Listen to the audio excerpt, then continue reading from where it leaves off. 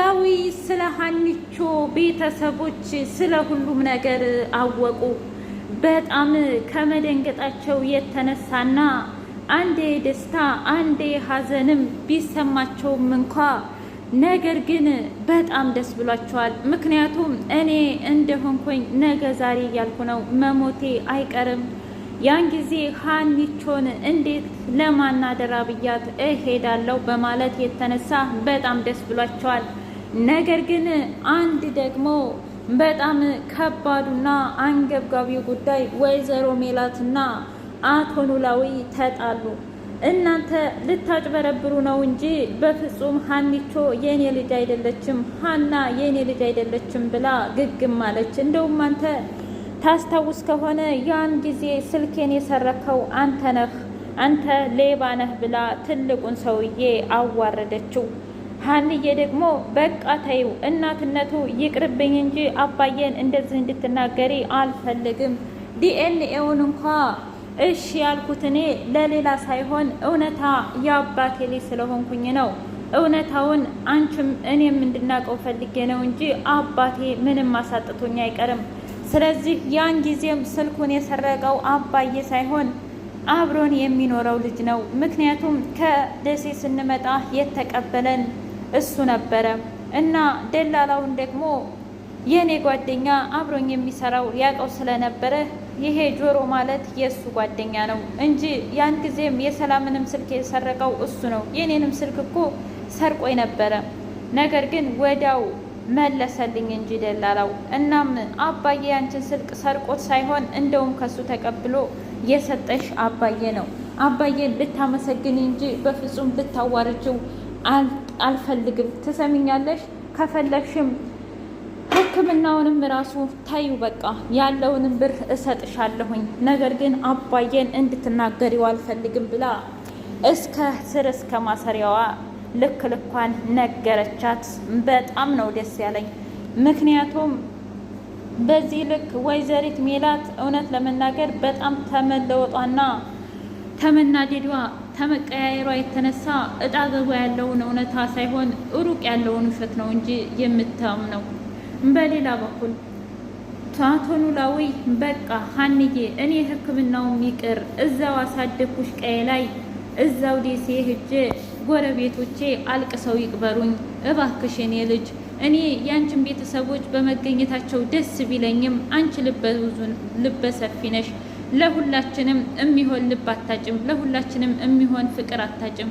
ነገር ግን በዚህ ልክ እናትሽ እንደዚህ አይነት ሴት ከሆነች እኔ በፍጹም እዝትቸሽም አልሄድም፣ ሕክምናውንም በእነሱ ወጪ አልታከምም ብለው እምቢ ዘራፋሉ።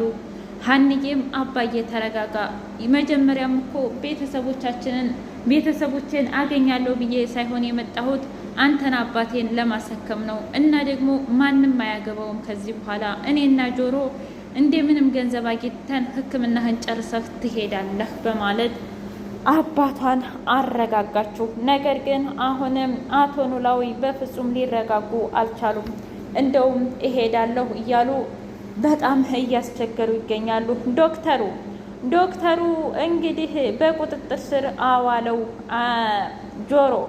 ጆሮ የዶክተሩን ሴራና የዶክተሩን ድብቅ ማንነት ጎልጉሎ አወጣበት። ያለውን መረጃ ከዚህ በፊት በጣም አጭበርባሪ ዶክተርና ቀጣፊ ዶክተር እንደሆነ መረጃ ወጣበት። በጣም ከባድ መረጃ ነው።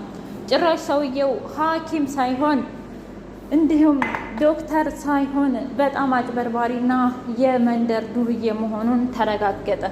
ይህን ያወቀው ጆሮም ከጆሮ እኮ ማንም ቢሆን አያመልጥም፣ ለካ ሌብነት እንደዚህ ይጠቅማል ብሎ ስልኩን ሰርቆ ያለውን መረጃና ምን አይነት ሰው እንደሆነ በጣም ገመገመ።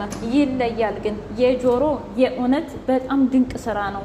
እኔ ጆሮ ለመጀመሪያ ጊዜ አስደሰተኝ። በጣም ነው ደስ ያለኝ። አይ ብቻ ሰላምዬ ግን ደስ ትላለች። አሁንም እህቴ አባ እኔ በእርግጥ እኔን እንዳላሳደግከኝ አውቃለሁኝ፣ ነገር ግን ሀንቾ እህቴ ናት፣ ሀንዬ እህቴ ናት። ስለዚህ አንተም ታክመህ ተመርምረህ አባቴ እኮ ይወዳታል ሀናን፣ ስለዚህ አባዬ ይከፍላል፣ ተዋት በቃ እናቴን። እናም ከዚህ በኋላ እሄዳለሁ የሚለውን ሀሳብ ትተህ ተመርመርና በደንብ ከዳንክ በኋላ እናወራዋለን። በእርግጠኝነት ሀናን ያሳደግ አባት ሰፊ ልብ እንዳለህ አውቃለሁ። እናቴ በጣም ተናዳጅ፣ በጣም ቦግ ያለች ሴትዮ ናት አውቃለሁኝ። ነገር ግን ቢያንስ ለእኔ ስትልና እኔ ሀንዬ በብዙ ነገር ረድታኛለች፣ አንተ የማታውቀው ብዙ ነገር አለ ብላ ሰላምዬም እግሩ ስር ወድቃ ለመነችው። አቶ ኖላዊም በጣም አዘነ። ወይ ጉድ! እናቲቱ እንደዚህ አይነት ልጅቱና ግን ከምን አፈር ቢፈጠሩ ነው? ብቻ በአባቷ ወታ ይሆናል ብሎ አቶ ኖላዊም አስብበታለሁ የኔ ልጅ፣ ነገር ግን የኔን ሀና ማንም ሰው ቢሆን እንዲናገራት አልፈልግም።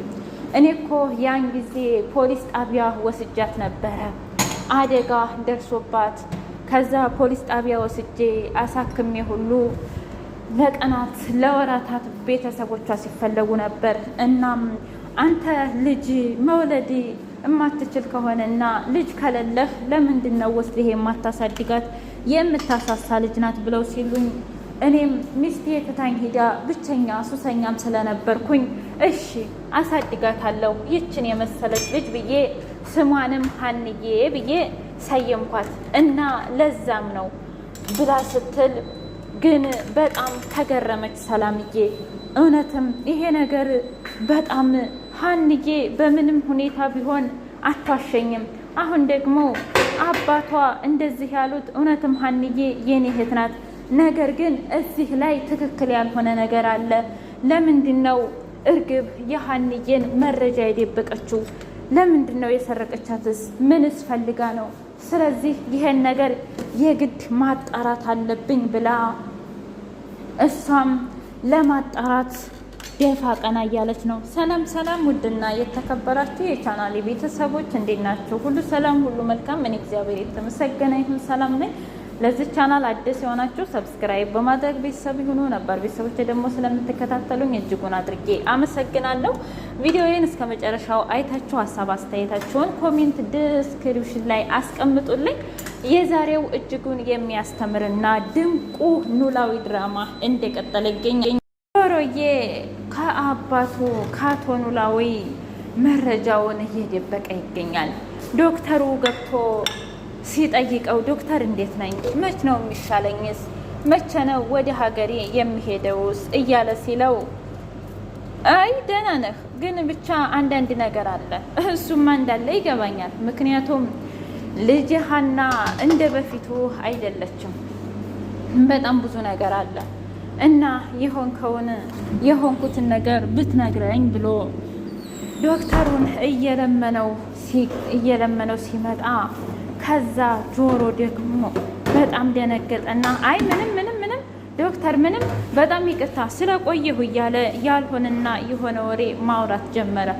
ከዛ እሺ ብሎ ዶክተሩ ሲወጣ እንዴ ልጅ ዶክተሩ ላይ እኮ አፋፉ ላይ ቆምክበት እንዴ? ምን ሆነህ ነው የኔ ልጅ አለው። ምንም አልሆንኩ ምንም ሆንኩ እንዴ?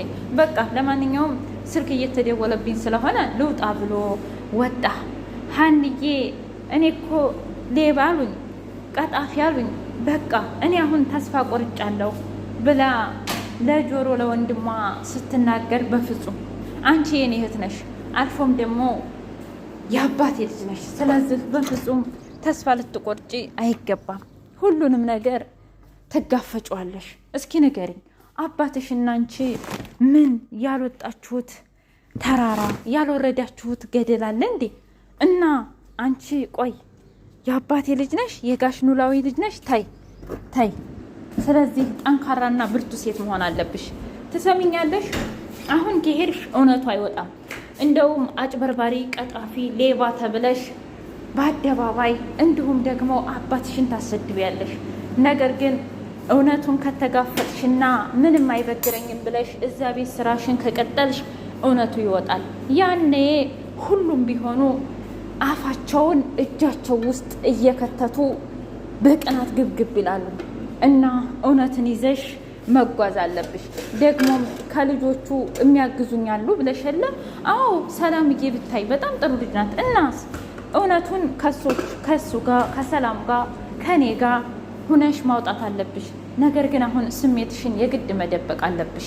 ምክንያቱም ፋዘር በጣም እየተጠራጠሩ ነው። ሁሌ ምን ነው ልጄ፣ እንዴት ነው ልጄ እያለ ይጠይቀኛል። እኔ ግን ምንም ስለማልለው ትቼ መውጣትን ውሸት ማውራትን ለምጄዋለሁ እና በፍጹም አንቺ እንደዚህ ልትይ አይገባም ብሎ ታውቃለህ፣ በጣም አመሰግናለሁ የኔ ውድ ብላ እቅፍ አደረገችው።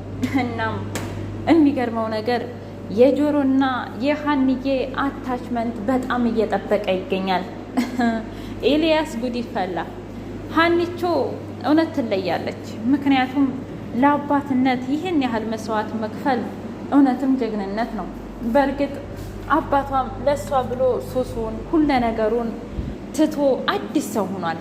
ብቻ ግን በጣም ገራሚ ነው። ማዘር እንግዲህ የሀንዬ አያት በፍጹም ትሰሚኛለሽ፣ አንቺ ሀንዬን የምታስወጫት ከሆነ እኔን እንዲያጣሽኝ ቁጠሪ። አንቺ ቆይ ግን ትክክለኛ ህይወትሽን የምትመሪው መቼ ነው? መነጫነጭ፣ መሳደብ፣ ከባልሽ ጋር ሰላም ማጣት፣ ከራስሽ ጋር እስኪ ደስተኛ ሁኚ። ሀብት አለሽ፣ ንብረት አለሽ፣ ቤት አለሽ፣ ግን ደስተኛ አይደለሽም። አንድ በሀና ብቻ። ሀና ልጅሽስ ብትሆን ያችኛይቱ ደግሞ ያች ማለት እርግብ ናት የምትለች እንቋቁርት የሆነች ልጅ እሷስ እያጭበረበረች በፍጹም እኔ ከ16 ዓመት በኋላ ልጄን አግኝቼ እኔማ በፍጹም ልታጭበረብረኝ አይገባም። አይንሽን እኮ ስለተጋረሽ ነው። ማየት ብትችይ ኑሮ ብታይ በጣም ደስ ይለኝ ነበር። እማዬ በቃሽ ብላው ተጣሉ። ደስ ይላል። ብቻ ግን የሀኒቾ ደጋፊ ቀን በቀን እየጨመሩ ነው። የወይዘሪት ሜላትና የእርግብ ነገር ደግሞ እያቆለቆለብላቸው ይገኛል። ውድ የቻናሌ ቤተሰቦች የዛሬው ኖላዊ ድራማ ይህንን ይመስል ነበር። በቀጣይ እስከምንገናኝ ሀገራችንን ሰላም ያደርግልን። ባይ ባይ።